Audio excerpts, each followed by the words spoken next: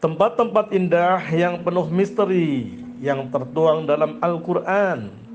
Al-Quran adalah wahyu dari Allah Subhanahu wa Ta'ala yang merupakan mukjizat terhebat di antara mukjizat-mukjizat yang lainnya yang diberikan kepada rasul-rasul Allah Subhanahu wa Ta'ala. Tentu Al-Quran sebagai berita dari Allah yang sang pencipta seluruh alam ini beserta isinya dari mulai makhluk yang bernyawa dan makhluk yang tidak bernyawa, yang berakal maupun yang tidak memiliki akal, selalu akan menjadi hal yang menarik untuk dikaji.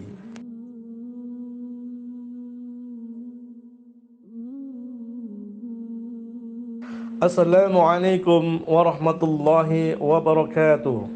Alhamdulillah, jumpa kembali bersama kami Nirwana 2 TV Channel yang insya Allah akan selalu menemani pemirsa sekalian dalam menyingkap berita-berita viral, baik sejarah ataupun hal-hal yang perlu dikupas, yang belum jelas agar menjadi lebih jelas, semata-mata hanya untuk hiburan atau tayangan yang bermanfaat buat pemirsa budiman.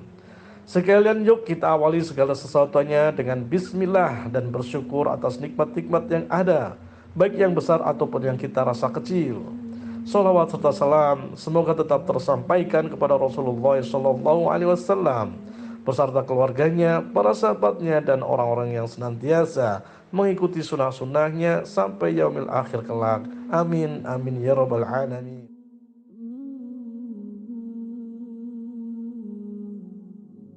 Pemirsa budiman, Allah Subhanahu wa Ta'ala telah ciptakan alam raya ini yang begitu besar dan luas, semata-mata hanya untuk kepentingan manusia sebagai makhluk yang Allah istimewakan, baik penciptaannya ataupun keberadaannya. Antariksa dan galaksi Bima Sakti ini adalah hal yang nyata yang bisa kita lihat dan bisa kita rasakan. Dan manusia dengan kemampuannya yang merupakan kekuatan dari Allah Subhanahu wa Ta'ala, baik kekuatan ilmu dan tenaganya, lalu bisa menjangkau tempat-tempat atau bagian-bagian dari bumi dan antariksa yang memang sudah tertulis atau termaktub dalam Al-Quran. Kita pernah dikejutkan dengan penemuan-penemuan dari berbagai macam peninggalan sejarah yang kuno, yang kita buta dengan hal itu, namun telah dikisahkan dalam Al-Quran, baik tempat dan tokoh-tokohnya yang hebat di masa lalu, baik dari orang-orang yang soleh ataupun orang-orang yang jahat sekalipun. Lalu timbul pertanyaan, sudah berapa persenkah luasnya alam ini yang sudah diketahui manusia, kemudian mengeksplorasinya atau mengunjunginya dan mempelajari seluk-beluknya? Tentu tidak semuanya manusia mampu dan sampai menguak seluruh isi alam ini. Bahkan ada banyak bagian dari alam ini yang masih menjadi misteri dan rahasia yang sangat sulit untuk ditembus oleh nalar manusia. Namun menariknya, berita-berita itu telah lengkap dan tertulis di Al-Quran. Walaupun zaman sudah modern, namun manusia belum mampu juga untuk menemukan dan mengunjunginya. Bahkan sudah banyak para ahli yang mencoba dan berusaha untuk mengkaji dan menjangkaunya. Kesusahan demi kesusahan ini bisa diterima oleh akal kita mengingat luasnya bumi yang terdiri dari daratan dan lautan.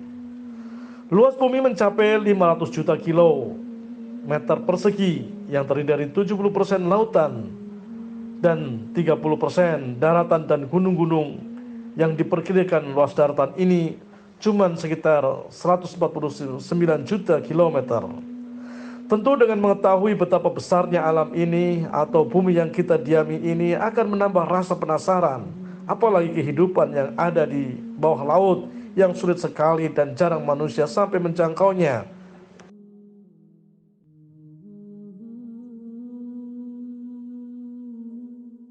Banyak sumber yang mengatakan bahwa tempat-tempat yang sampai saat ini belum terjamah manusia adalah lautan karena posisinya yang tertutup oleh air dengan kedalaman yang sampai ribuan kilometer. Di antaranya ada telaga Ainul Hayat dalam surat Al-Kahfi ayat 83 sampai dengan 101. وَيَسْأَلُونَكَ عَنْ ذِي الْقَرْنَيْنِ قل سأتلو عليكم منه ذكرا إنا مكنا له في الأرض وآتيناه من كل شيء سببا فأتبع سببا حتى إذا بلغ مغرب الشمس وجدها تغرب في عين حمئة ووجد عندها قوما قلنا يا ذا القرنين إما أن تعذب وإما أن تتخذ فيهم حسنا قال أما من ظلم فسوف نعذبه ثم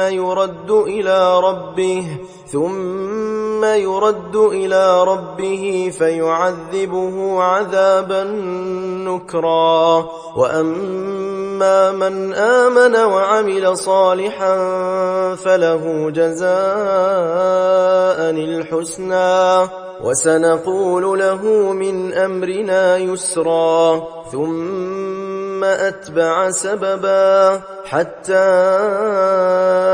إذا بلغ مطلع الشمس وجدها تطلع على قوم لم نجعل لهم من دونها سترا كذلك وقد أحطنا بما لديه خبرا ثم أتبع سببا حتى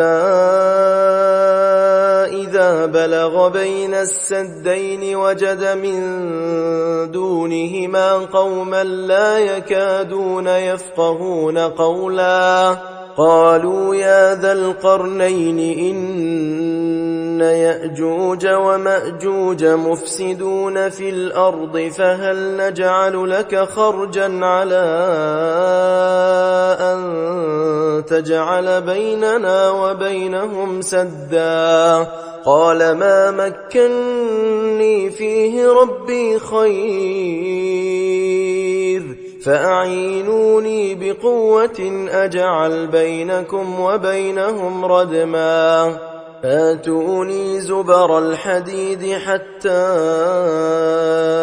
إذا ساوى بين الصدفين قال انفخوا حتى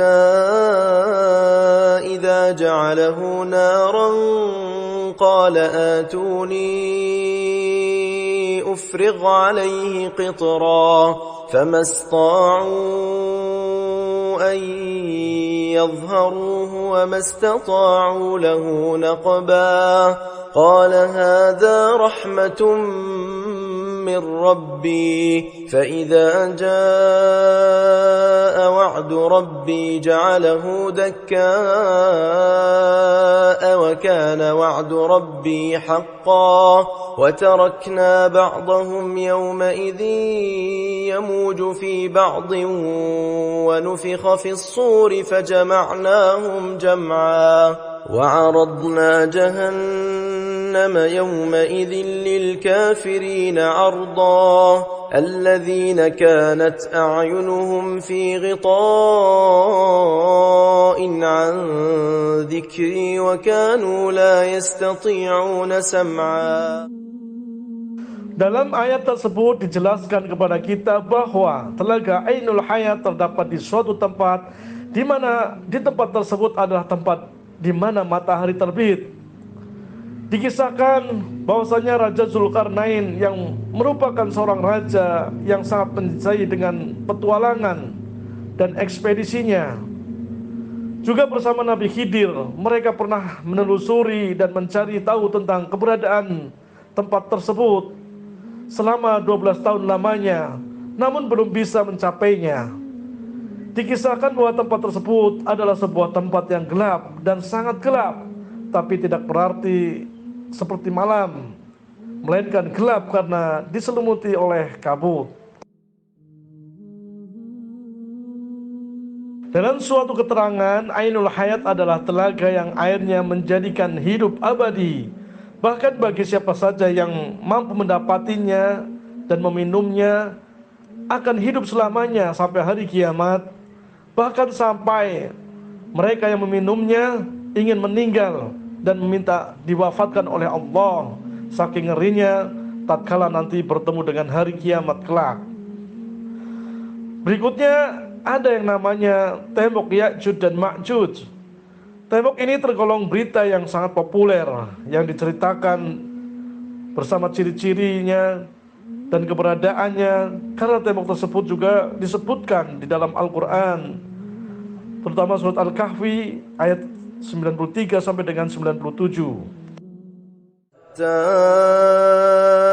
إذا بلغ بين السدين وجد من دونهما قوما لا يكادون يفقهون قولا قالوا يا ذا القرنين إن يأجوج ومأجوج مفسدون في الأرض فهل نجعل لك خرجا على أن تجعل بيننا وبينهم سدا قال ما مكني فيه ربي خير فأعينوني بقوة أجعل بينكم وبينهم ردما آتوني زبر الحديد حتى إذا ساوى بين الصدفين قال انفخوا حتى إذا جعله نارا قال آتوني أفرغ عليه قطرا فما استطاعوا أن يظهروه وما استطاعوا له نقبا. Kisah penuh misteri ini ada sejak zaman Raja Zulkarnain, ketika bangsa Ya'juj Ma'juj melakukan kerusakan di muka bumi ini. Ya'juj Ma'juj adalah bagian bangsa manusia dari keturunan Nabi Adam yang juga selalu sezaman dengan Raja Zulkarnain. Raja Zulkarnain pun membuat tembok besi guna menyelamatkan manusia dari bengisnya Ya'juj dan Ma'juj saat itu. Tembok besi itu banyak yang meyakini bahwa yang dimaksud adalah tembok Cina.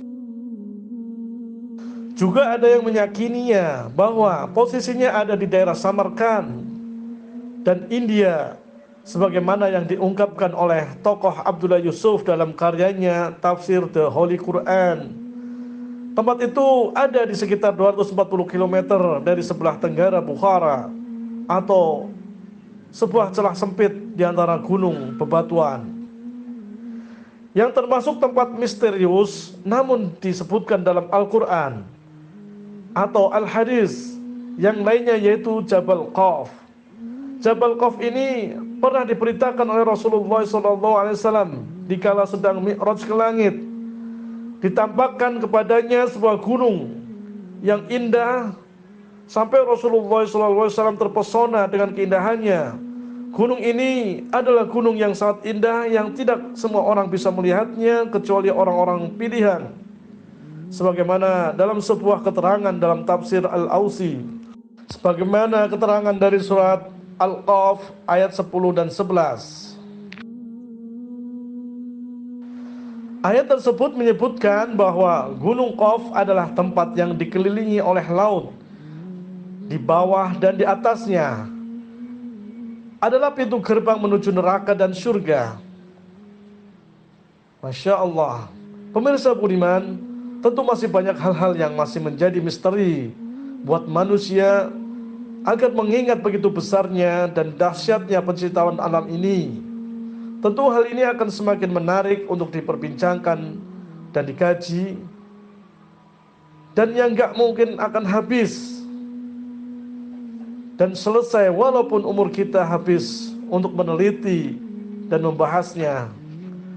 Akhirnya kita cukupkan kali ini pembahasan yang menarik ini. Pemirsa budiman, insya Allah kita akan lanjutkan di video yang lain dengan tayangan dan tema yang selalu menarik, insya Allah. Akhirul kalam, assalamualaikum warahmatullahi wabarakatuh.